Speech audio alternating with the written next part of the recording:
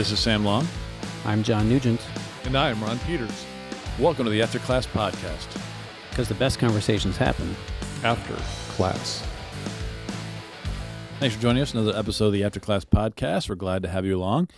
Currently in Michigan, the weather update that everyone looks forward to, it is snowing and cold, which is actually, not that people don't care, but it's been a weird winter where we had early snow and then like a 50-some degree day, followed by the next day it was freezing and sleeting and snowing again. But it's been a weird winter, but it's snowing currently. So I thought we would have a little conversation for you to get to know us about what wintertime/snowtime activity do you enjoy the most?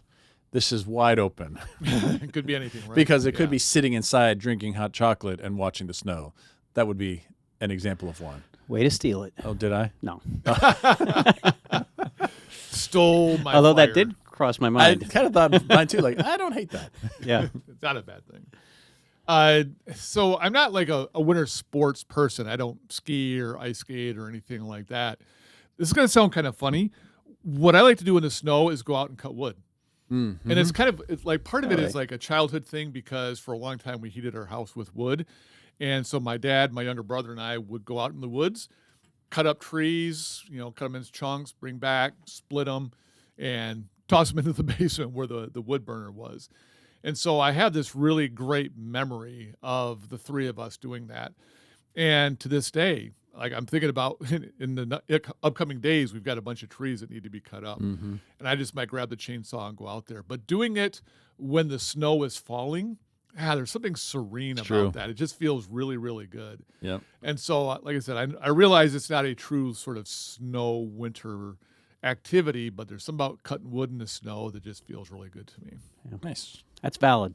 Yep. I appreciate that. Your validity makes me feel a lot better. Your validation, I think that's should a say. genuine answer to the question of things to do in the snow. Yeah.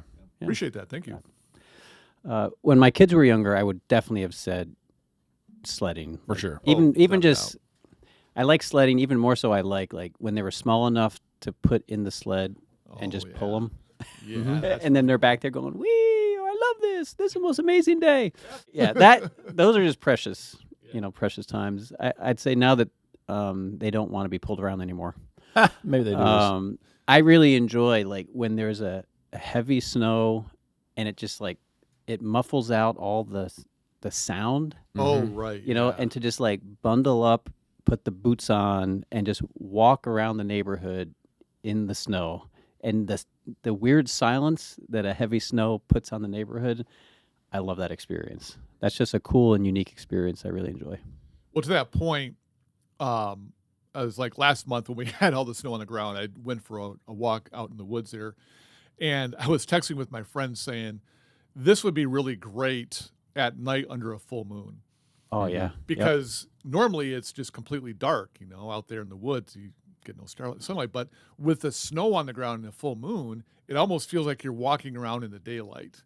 Exactly. Yeah. And so it's beautiful in that regard. But to your point, John, which is such a great point, the way that snow insulates everything and just the quiet. Yeah. I agree with you. That is a fantastic feeling. And I would say nighttime, when there's not a lot of traffic and a lot of people outside, that's the best time.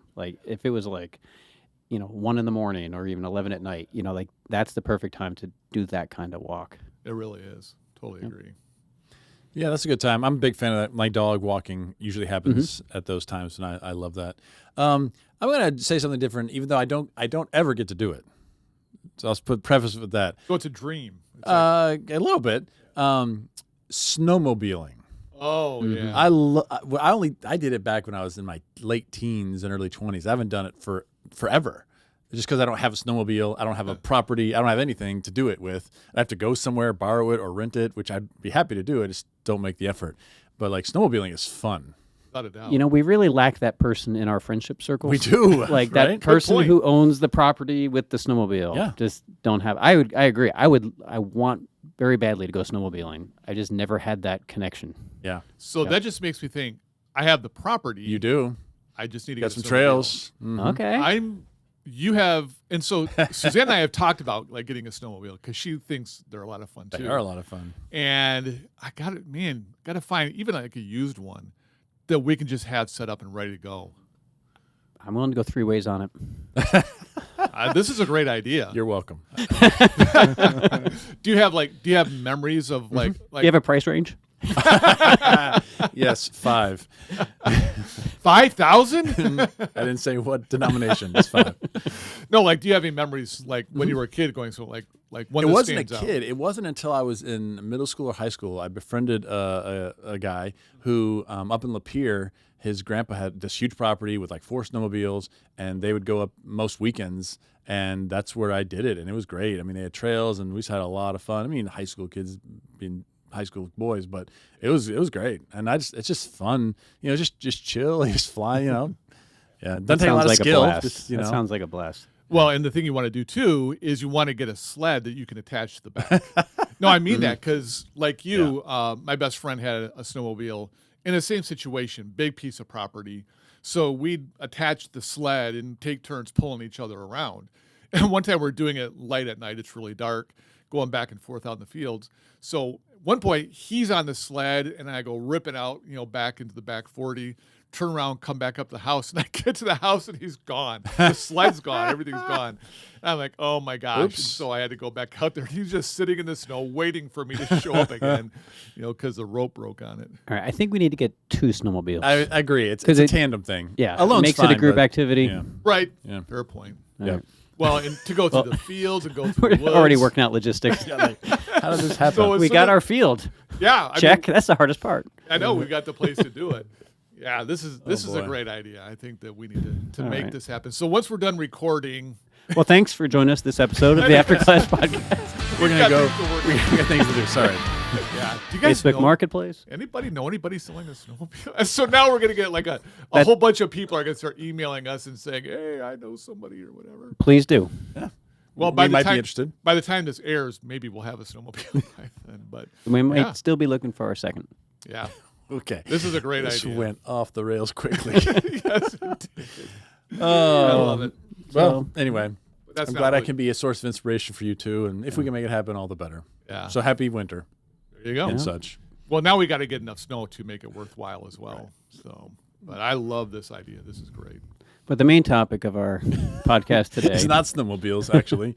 is truth. And we've been going through this topic on what the Bible says about truth and how that might speak into this unique time we live in, where truth is conceived in many and competing ways, and that AI has kind of been a game changer in how people think about truth. We've actually received a lot of positive feedback about the AI episode. A lot of people have just been thinking about this and wrestling with it, and so we appreciate your positive feedback and glad we can get you thinking. But we've already completed the Old Testament kind of background, and today we're going to launch into the New Testament. Right. And I'm beginning in Matthew, which is the first book of the New Testament, for those on keeping track. And we're in chapter 22, and it's this fun little story where the Pharisees are trying to trap Jesus as they like to do. And so they send some of this, I'll read verse 16. They sent their disciples to him, along with the Herodians, saying, "Teacher, we know you are sincere and teach the way of God in accordance with truth, and show deference to no one, for you do not regard people with partiality." And then the big question, might as well ask it. Tell us then, what do you think? Is it lawful to pay taxes to Caesar or not? But they start by sort of buttering up Jesus and saying, hey, we know you teach good stuff, though they don't necessarily know that or agree with that. But the key phrase there is that you are sincere and you teach the way of God in accordance with the truth. So based on our previous episodes, what do you think do you think they're saying the same things that we were saying about truth in the Old Testament? One thing that I think of, and I know there's more to add to it, but that when Jesus teaches what they're saying, but they're probably doing it, snidely or right. tongue in cheek. But at least the implication is that your teaching is consistent with the way God views the world. You're representing God well. It's not like you're coming us saying, this is what God said, and they're like, yeah, we don't think God said that. And so your teaching aligns with God's instructions to his people. And so I think for them, that would be one of the tests of truth. Is this what God wants us to know? And can we organize our lives around what you're teaching us because this aligns with God? And so I think that that's part of what's implicit in that yeah, we should do what you say because this is something that God wants for us. Do you think they really believe that? Oh, I don't know, but Okay. I think they're buttering him up. Okay, so Yeah, that's the what way I'm you- saying. It's tongue in cheek, but that's what it's supposed to come off as. Like you teach, everything you teach just aligns with God. And Jesus is like, yeah, I don't think you believe that. But it's what you said. It's that buttering up. It's, that kind of a thing. I don't know. I'm not sure how much this is buttering up. I wonder if they're recognizing, like, Jesus is not one of those wackos out there who is reading the Bible in light of Greek philosophy or is just using the Bible to his own advantage or for gain or has a view of Torah that's from their perspective would be super liberal or whatever. I think they're locating Jesus. And I think this is mutual. Like, Jesus shows respect for the Pharisees. Like, he tells his followers, do what they're teaching you because they're teaching you the truth or they're teaching you the right way. Just don't imitate what they do. So I wonder if there's a mutual recognition that we're in the same ballpark here. But sometimes it's the people you're closest to that where you disagree, it's the most important to you, or there's the most enmity when people are really far from you, you don't even take them seriously to engage them. But when they're close to you, but not quite all the way, and there's something that you think is super important that you disagree on, that can get magnified. So I wonder if they think they're in the ballpark of Jesus and they're affirming, yeah, we listen to you teach a lot, and yeah, you're one of us. You're one of the good guys who's trying to follow God and have sincere followers, and you really mean what you're saying. You're not buttering people up like the sophists who are traveling around to make money saying what people want to hear. I think there is some recognition, and maybe that's not what's going on here, but maybe more broadly, some recognition that the reason they keep coming to him because he is like one of them in his commitment to truth. I agree that there are some Jewish leaders who definitely thought that way. I think Nicodemus would fit into that category. I think that at this point in the story, as Matthew was telling it, these guys aren't thinking that way. They're looking for a way to trap him because he kind of makes that explicit. Yeah, I'm not disagreeing with that. Yeah, and so I think that for these guys, I think it's buttering him up. It's like, they want him to feel comfortable so that they can spring the trap on him. And so I think, like in this specific story, I think that that's what's going on. But that's not to take away from what you're saying, because I think there are other people who do come to him more sincerely and are like, yeah, I think we're on the same page. We're just trying to kind of iron out some of the details where we're disagreeing. So both of those groups, I think, existed in Jesus' time. Yeah, but I would say the meaning of the word truth here, I think it may be, the meaning may be something like orthodoxy. Yeah, because the phrasing is interesting because it says the way of God, which we talked about in previous episodes, that idea of there are paths and there's a specific path that is the right path. And it says the way of God in accordance with truth, which you could equate with Torah, right? And so I think you're right that he seems to mostly keep Torah. And when he breaks it, that's when they get all freaked out. Like you're talking about, like, oh, we're very close to each other, except, oh, you do this thing? Like, you're not supposed to do that thing. And so it seems like... I mean, where do they really get into fights about? Sabbath. Yeah, not that Sabbath is important and should be revered, but like there are in-house Jewish debates on how you keep Sabbath. And so what else are they fighting? When he uses language like forgiving sins? I was going to say, that's a big one, right? Like there. anything where he's speaking in an elevated way that's not normal, of not God, that's where but when it comes to his teachings, there's not a lot of debating. But I think that I really do think that it's that forgiveness of sins. Yes. That really, like, just because they're like, only God can do that. Who are you, a man, doing what only God can do? And I think that ends up coloring a lot of that relationship. And there's a part of me that wants to be sympathetic. I mean, if we lived back then and some dude's walking around doing what only God can do, I think we'd kind of freak out too. It's like, what gives you the right? And he's like, have you not seen the miracles? It's like, if God hated what I'm doing, do you think it'd empower me to do these kinds of things? Like, that's the debate that they're having. But I there's a part of me that wants to be sympathetic to them, to say, I think I would have struggled with it too. Yeah. Yeah. I think they both like what each other teaches. They don't like what they do. Hmm. That's the criticism that goes in both ways. And I do think you're right. Yeah, because like you said, John, do what they teach you, but don't follow their example because they're not applying their own teaching to their lives, and that's definitely a critique. And yeah, and like the Sabbath controversy is a big thing, and I think that sometimes I think modern people are like, my gosh, what's the big deal? But understand that for them, they're still kind of waiting for God to finish the project of restoring them. It's like God has done a lot of great things, but there's still a lot of promises that we don't think have been met. And at least some of them are going, it's because we haven't become the people God wants us to be. And so they're just taking Torah really, really seriously to say, God, we're not like our ancestors. We really care about this. And one of the things you see in the prophets is, criticism about the way they handle Sabbaths. And they're like, nope, God, we get it now. We get it. And for Jesus to offer a different interpretation, for some of them at least, they're like, no, you're going to keep God from fulfilling his promises. And so I think those are important things for people to keep in mind. It's like they're not just trying to be, legalist religious people, but they care so much about God that they want to get it right. I would have been that person. Absolutely. Yeah. So why I labeled what the definition of truth here kind of presumes orthodoxy in the realm of what's in the realm of acceptable approach to Torah. You almost see here because of what they don't like about Jesus is what he does and how he does it. But they're okay kind of with the truth he teaches.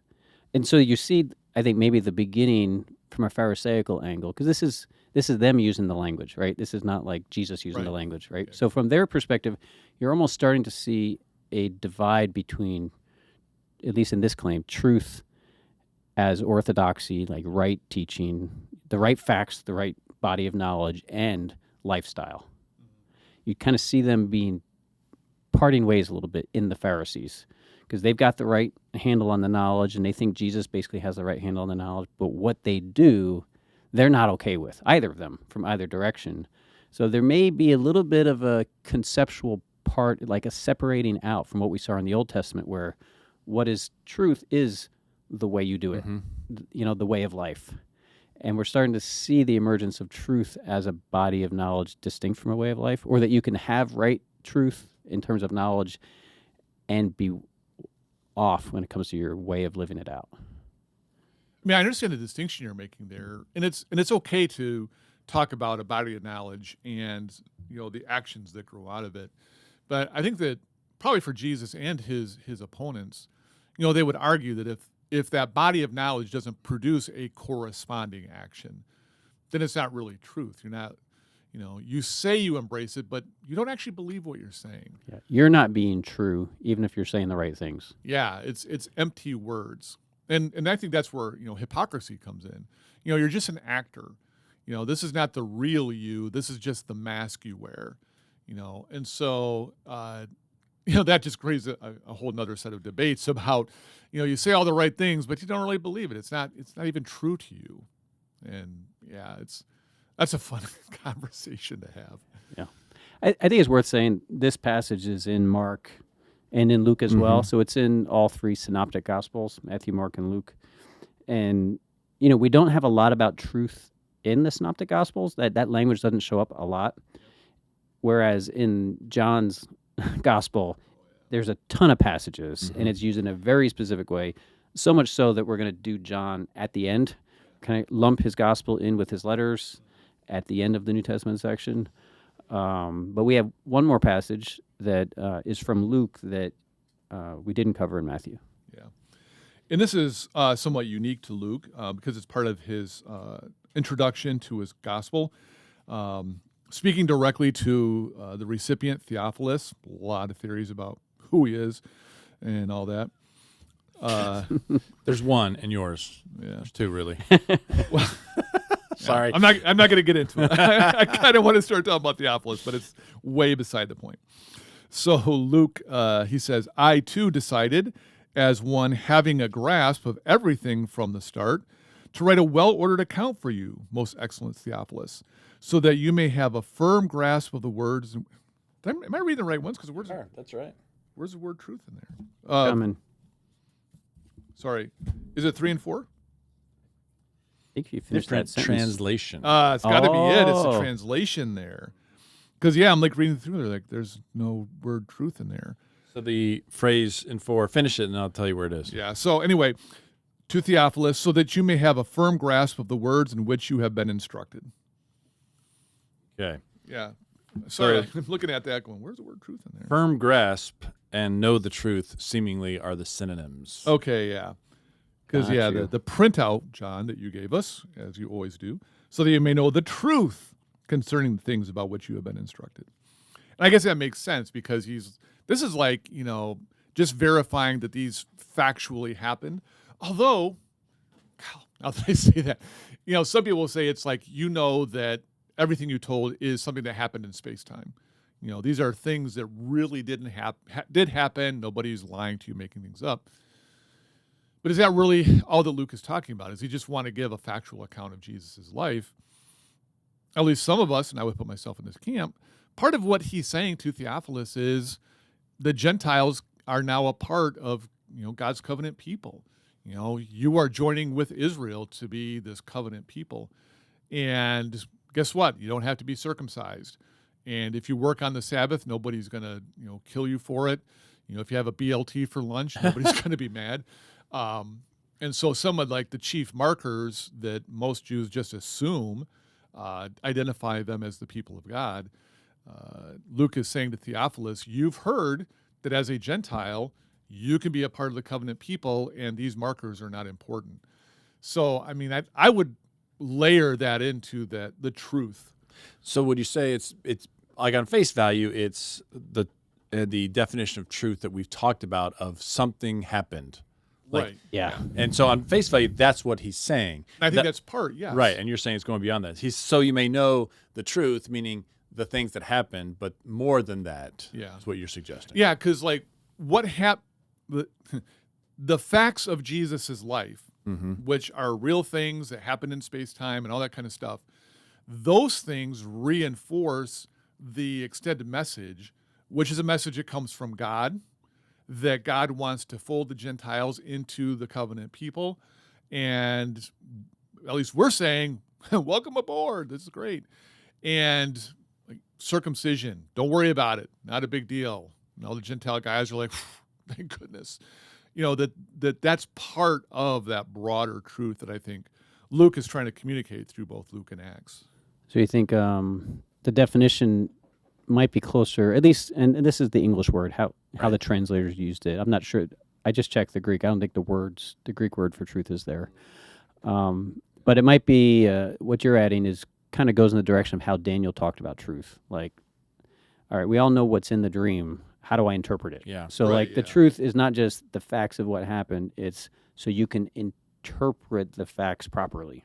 Yeah, the facts plus the implications of those facts. Yeah. Right. Yeah. To both end. Okay. So that would be a building on the Old Testament, Yep. what we've seen. Yep. All right. So now launching into the letters. Moving on to Paul, just Yeah, like that. Skipping right over John to come back to later, because perhaps the most important author in the New Testament as far as developing a specific way of talking about truth. Well, and part of that too, if we go chronologically, most scholars, doesn't matter where you fall on the spectrum, agree that John was like one of the last ones to write. So we can go chronologically. Okay, he's one of the Gospels, but if he's the last one to write, let's deal with him at the end. Yep. So we're going to Romans, which is not chronologically the first Pauline writing, but so we're following kind of biblical order in other places. But the language of truth appears in verse 25. I'm going to start in verse 24. This is in Paul's kind of setting out the agenda for the letter and establishing some of the tension that he's getting to in the letter is the tension between kind of like Christians with a Jewish background and Christians from a Gentile background, and the debates about who sits in a privileged seat, those who were Jews before they were Christians, or those who were Gentiles before they were, and skipped Judaism and became Christians. And so in part of the chapter, first one, he's kind of establishing the guilt that all people share. Not the specific guilt that the Israelites share in virtue of violating the covenant. And so in verse 24, he says, therefore, God gave them over in the desires of their hearts to impurity, to the dishonoring of their bodies among themselves. They exchanged the truth about God for a lie, and worshipped and served the creature rather than the Creator, who is blessed forever. Amen. Okay, so this is an interesting use of truth. Exchange the truth of God About God. for a lie. I don't know. Who wants to take the first crack at it? One of the things I don't. Okay, I No, want to make sure I I don't wasn't wanna talking crack over you, Sam. One of the things that kind of stands out to me is it does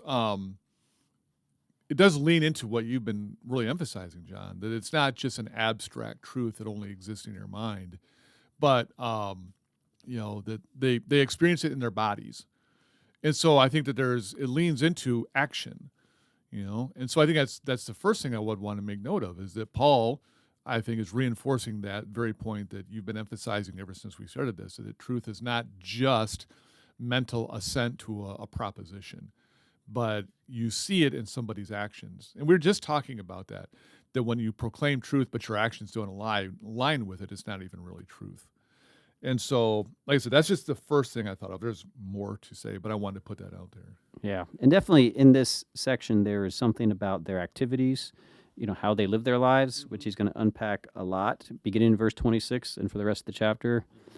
So it's about their practices, but it's also rooted in their who is God. And so if I went back to verse 22, claiming to be wise, he's talking about the same audience. Claiming to be wise, they became fools, and they exchanged the glory of the immortal God for images resembling a mortal human, or birds, or four-footed animals, or reptiles. So there's something about idolatry. So the truth about God is rooted in who is God, would you say? Yeah. Like, even though God, if you looked at his glorious creation, you would have a sense that there is a creator. Yeah, you wouldn't necessarily know what this creator is like, but you might be able to say, like, wow, a God is responsible for all this. And even though there is a God who is responsible for all this, that is somehow above it all in ways that before and outside of any kind of special revelation, like Torah, outside of God's revealing himself to Abraham and his descendants, or Jesus revealing himself to his followers and to us, outside of that, you would be led to think there must be a God. But we're going to go ahead and construct a statue that imitates a reptile and bow to it and call it our God. And then that foundational move, like creating a God out of your own experience, leads to, and then worshiping that God by doing things that appeal to your own experience and your own desires and how you want to behave. Like, I can create God to be whatever I want him to be, or out of whatever I want him to be made, and then I can worship him in ways that please me as well. Yeah. Well, on the one hand, in chapter 1, Paul makes he makes space for natural revelation. That all of creation testifies to God, so to speak. And I would affirm that. It's like, man, I just can't look around at creation and not see God in that. At the same time, if that's the only place we look for revelation, it can also lead us astray. And it kind of takes me back, to the serpent. The serpent is the one who leads, Eve astray. And I think that it kind of symbolizes when people look only to creation, that creation has good things, but creation can also lead us astray if that's the only thing we use. Like, we need God to step in and say, there's more to the story. And so if we're just looking to creation, whether it's 2,000 years ago and you're making idols, or even nowadays where people maybe are not worshiping in the sense of the New Testament, but they're still looking to the created order, and that's the only place they're looking for information, as that can teach us all the truth that we need. And it's like, no, creation can also lead us astray if we're not careful.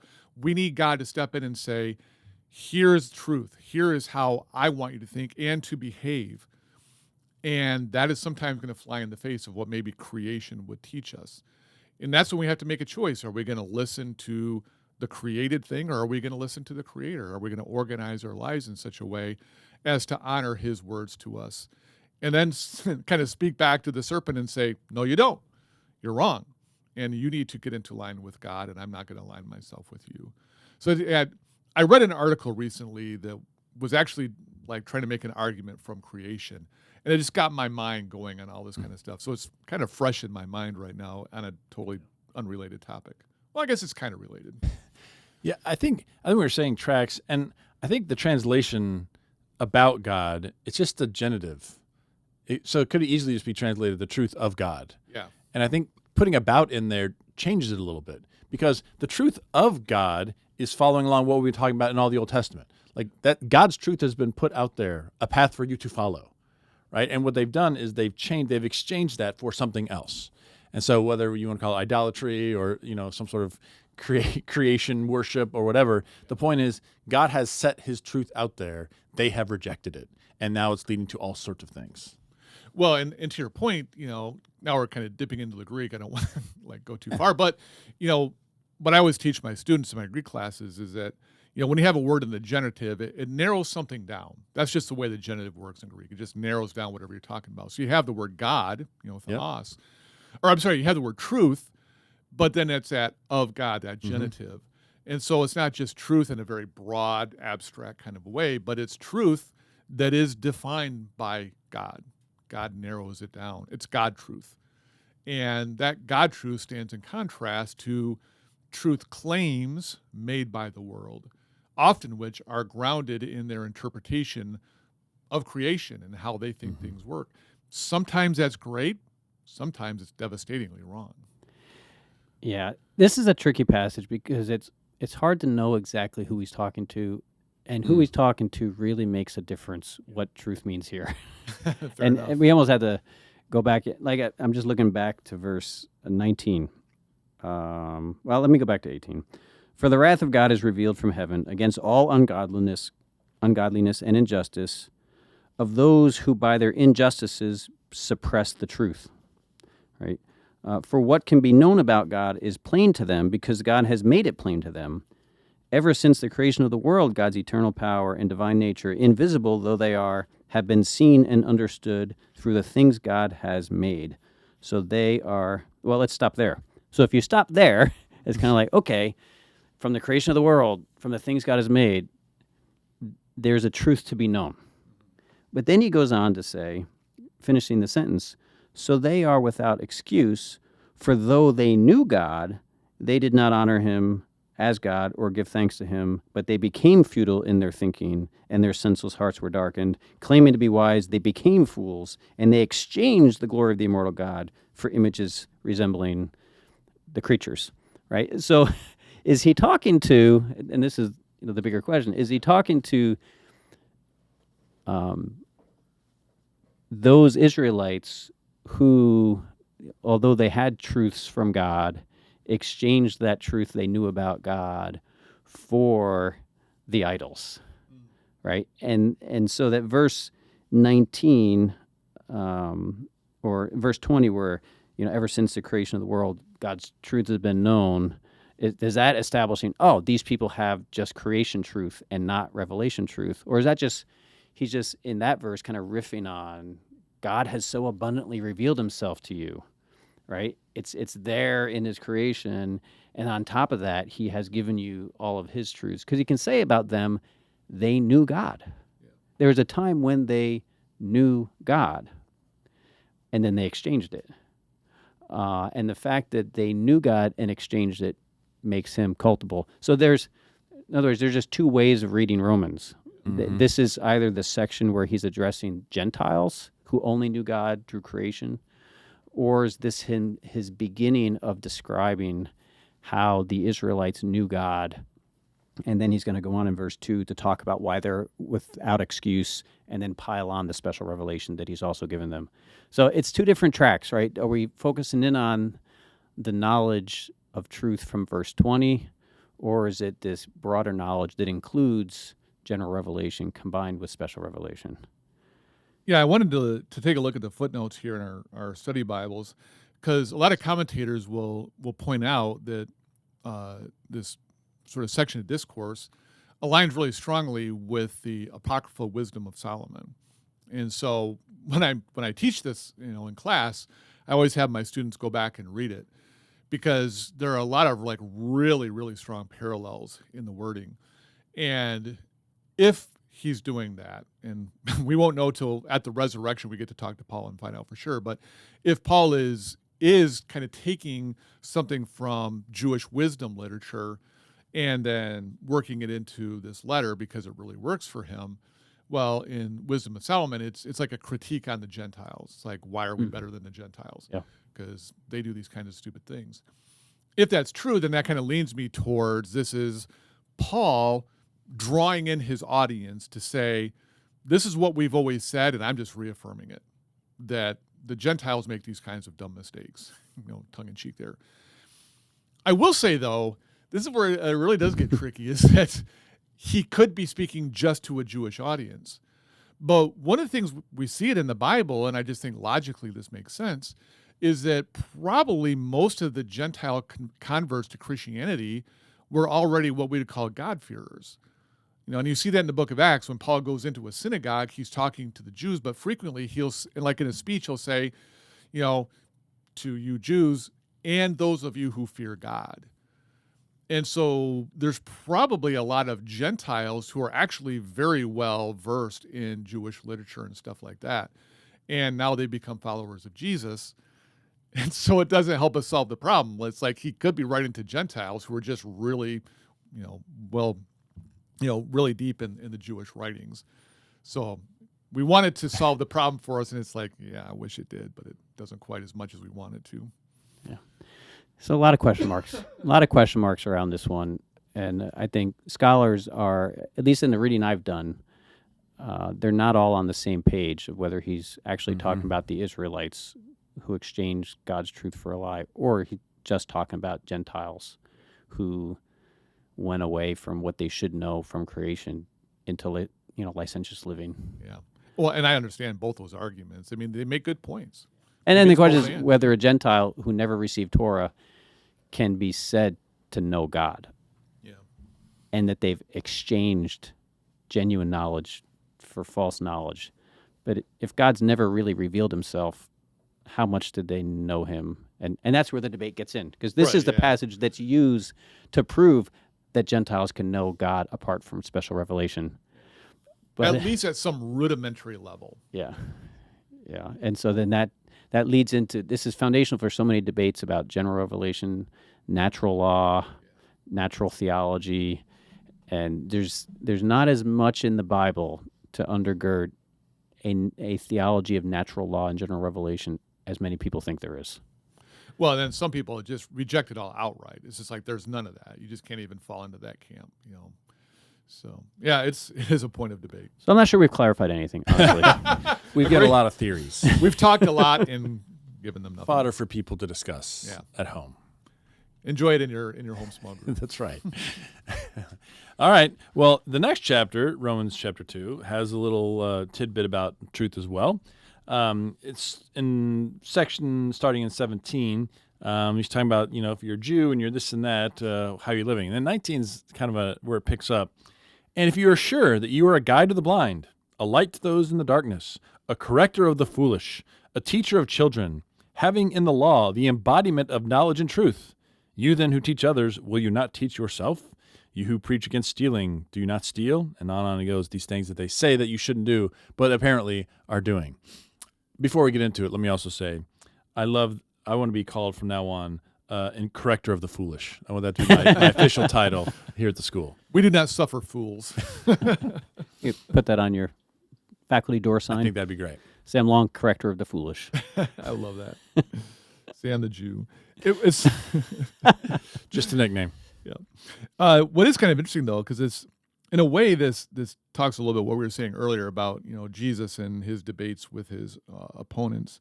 That they agreed on a lot of stuff, and they're just trying to work out where they disagree. That I think that for many Israelites, Jews, as Paul uses that terms here, part of what they saw was being a light to the world. We have these little communities scattered throughout the Roman Empire, and we live differently. We have a different kind of worship and all that kind of stuff. And I'm sure that there were some, at least some, who saw that as part of them fulfilling their mission. It's like, God wants us to live among these people in such a way that our lifestyle reveals something radically different. And every now and then somebody's going to come along and say, yeah, that's really weird, but I'd like to learn more.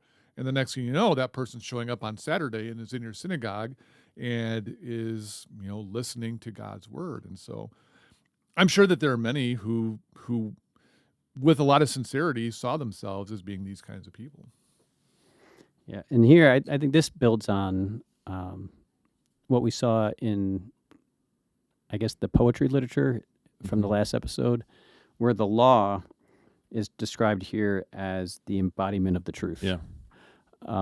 But it's in the context. I don't know if this is Paul saying what he believes, the law is the embodiment of truth, or whether, he starts this by saying, but if you call yourself a Jew and you rely on the law and boast in your relationship with God, is it them who thinks of the law as the embodiment of the truth? And would Paul agree with that? Or would Paul say Christ is the embodiment of truth?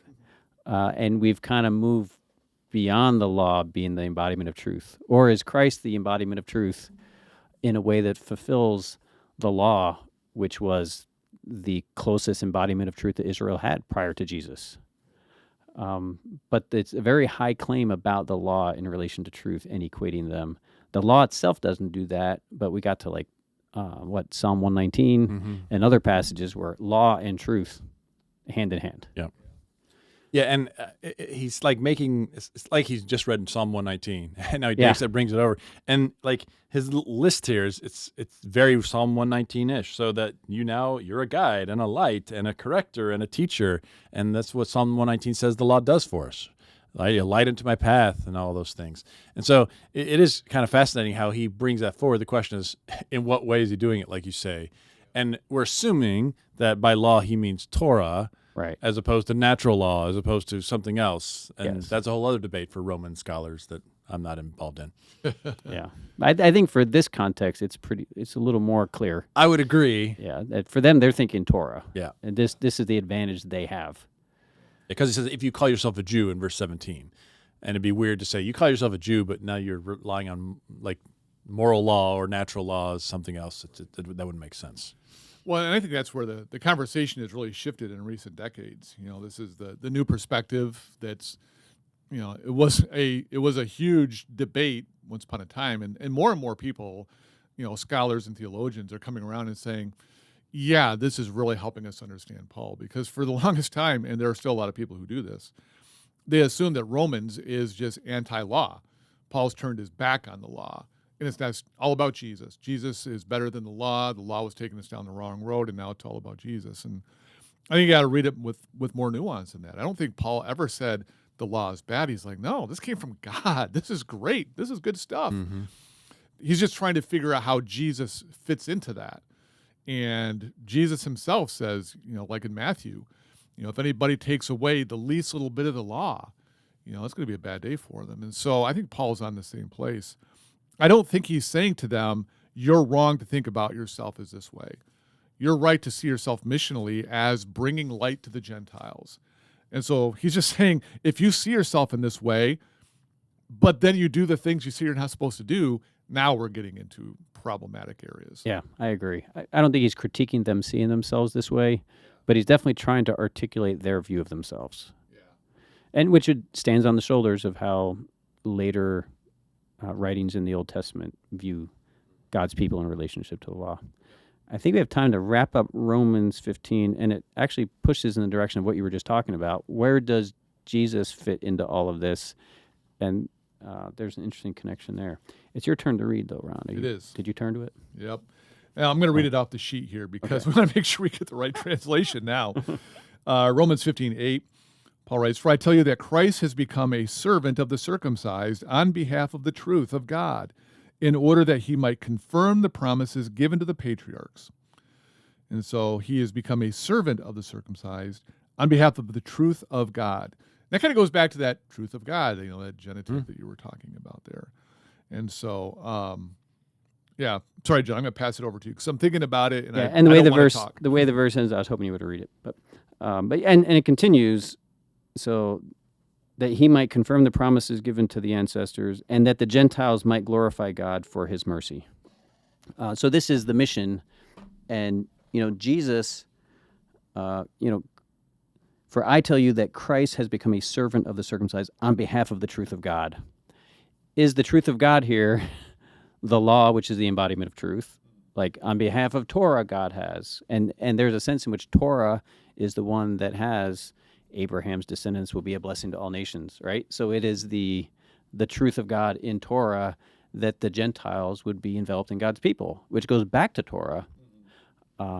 Genesis 12, 1-3, like the mission of the set-apart people of God, or is the truth of God the gospel? The gospel that Christ is the Messiah who fulfills his promises to Israel by gathering and restoring the people of God and welcoming the Gentiles into it, right? Yeah. So it's hard for me to know in this passage because they're both true. Right? The gospel truth is that Jesus brought the kingdom that fulfills the promise to Abraham in Genesis 12, which is Torah. What are your thoughts on this one, Sam?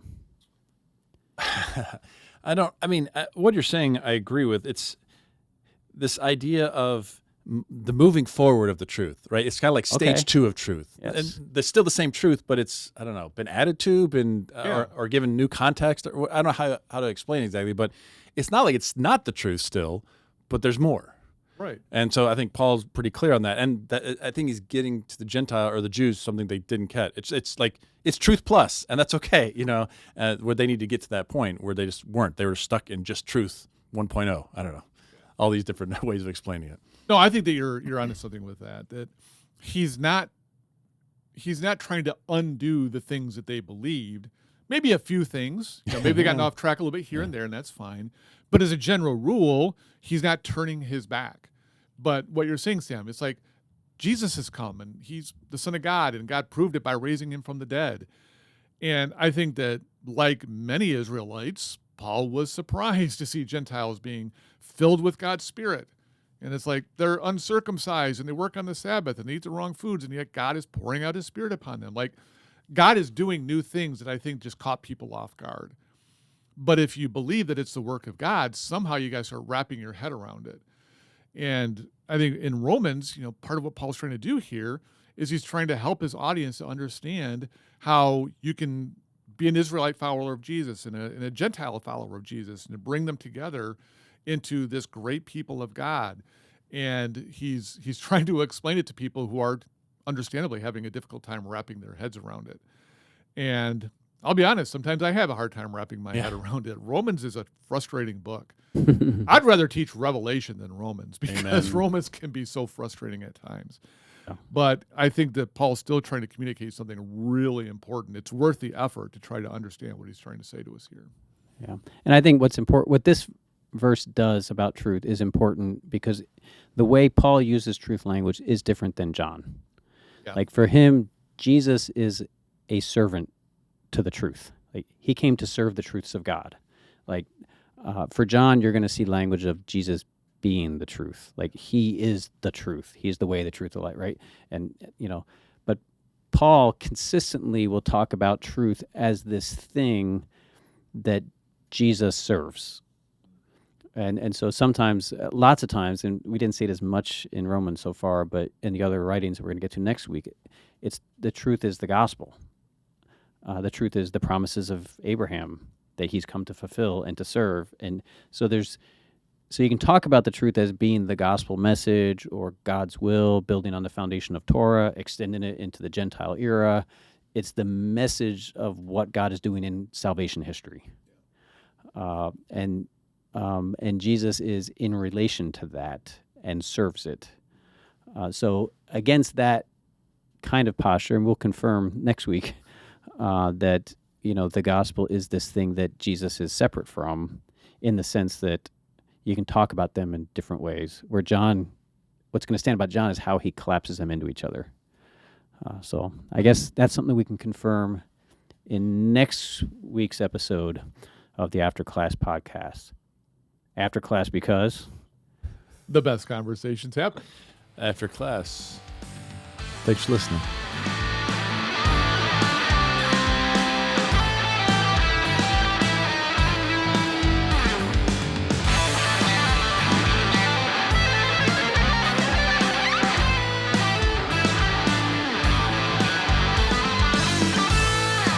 Thank you again for listening to this episode of the After Class podcast. ACP is hosted by Sam Long, John Nugent, and Ron Peters. Social media pictures and descriptions are provided by Darren Harris. Audio mixing and editing is done by Drew Nyquist. If you've enjoyed this episode of ACP, you might also enjoy GLCC's Master of Arts in Practical Theology degree. In this 36-hour program, you will receive first-rate biblical and theological instruction from John, Ron, Sam, and several of their colleagues at Great Lakes Christian College. To learn more about this program, visit glcc.edu. Get practical and go deep at GLCC.